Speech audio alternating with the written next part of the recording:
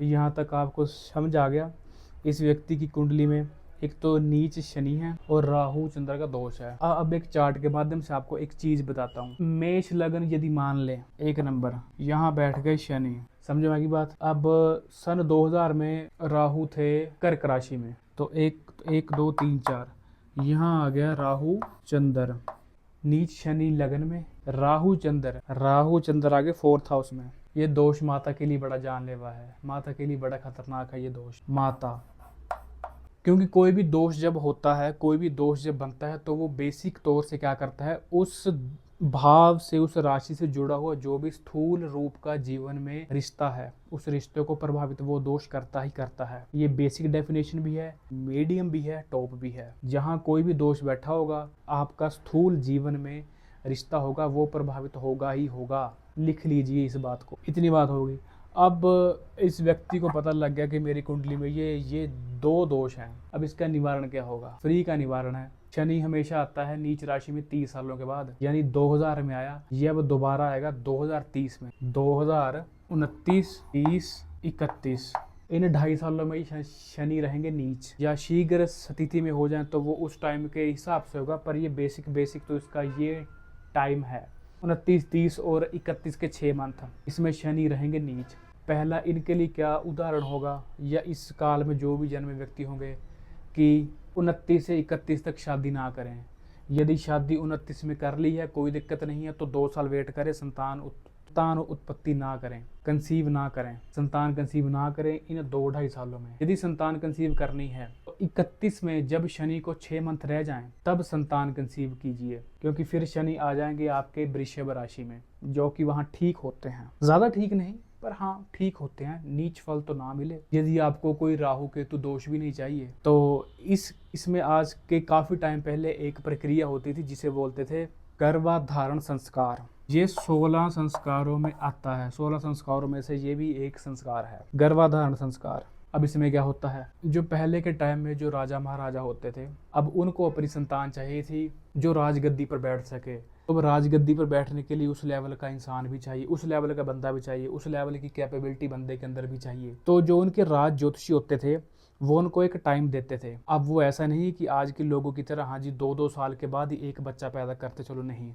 जैसे ही किसी राजा की शादी होती थी, तो उनके राज ज्योतिषी उनको एक बना के टाइम देते थे। संतान कंसीव करने का भी टाइम होता था कि आपने इस काल में इस दिन को संतान कंसीव करनी है। उसी दिन से, जिस दिन संतान कंसीव करने का टाइम होगा, उसी दिन से अगले 9 मंथ की या 10 मंथ की एक बेसिक तौर से एक ग्रह बना दिए जाएंगे, जिसे कहा जाता है कि ग्रह हमारी मुट्ठी में है। और वाकई यदि इंसान 9 ग्रहों को अच्छे से समझ ले तो वाकई ग्रह हमारी मुट्ठी में है। पर कब?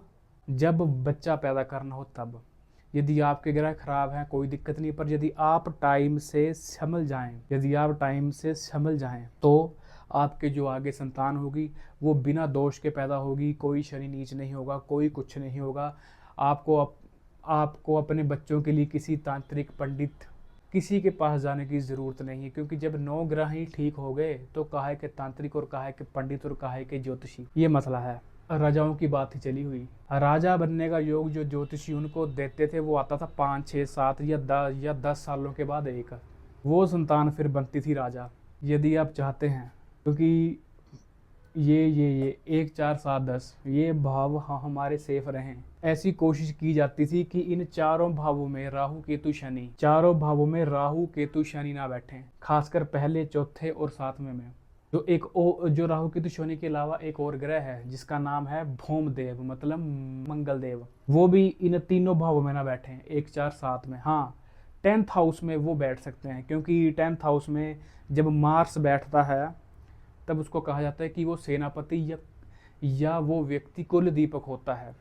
सेनापति तो खैर नहीं कहा जा सकता, पर हाँ फोर्स, डिफेंस या पुलिस, फौज में जो व्यक्ति जाता है वो इसके बली होने से ही जा पाता है। जैसे मान लो कोई 2000 का बंदा है, वो शादी करना चाहता है, उसने शादी करी 2030 में आके, 30 सालों में, और यदि वो व्यक्ति किसी से ही, क्योंकि जो ये 16 गर्भधारण का संस्कार है ना, इसमें एक पूरी रिस्पॉन्सिबिलिटी होती है, और गर्भधारण में जो एक्यूरेसी आती है, जो गर्भाधारण में एक्यूरेसी आती है वो 90% आती है,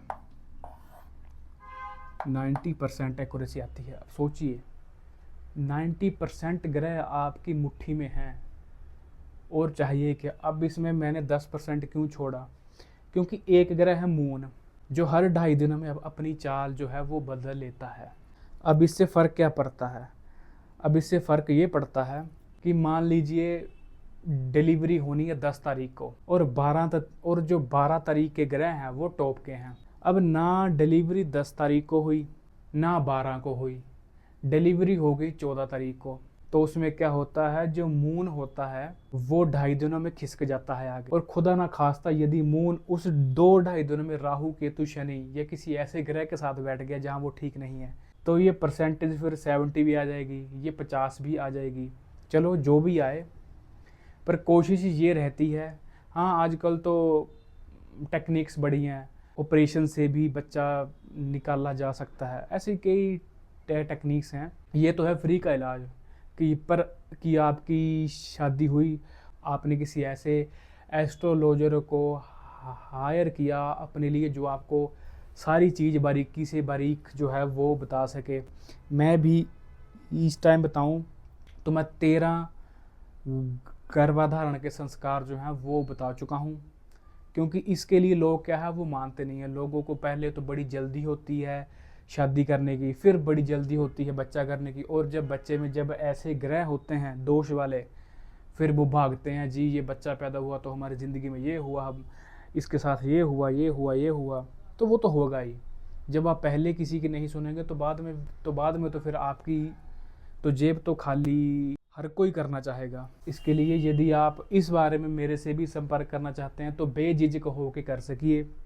आपको पूरी गाइडेंस दी जाएगी, कब कैसे क्या करना चाहिए, कौन से ग्रह चाहिए। इसमें मेन होता है कि माँ बाप को जो है वो बच्चा कैसा चाहिए या बच्चे को क्या बनाना चाहते हैं। सब कुछ पॉसिबल है।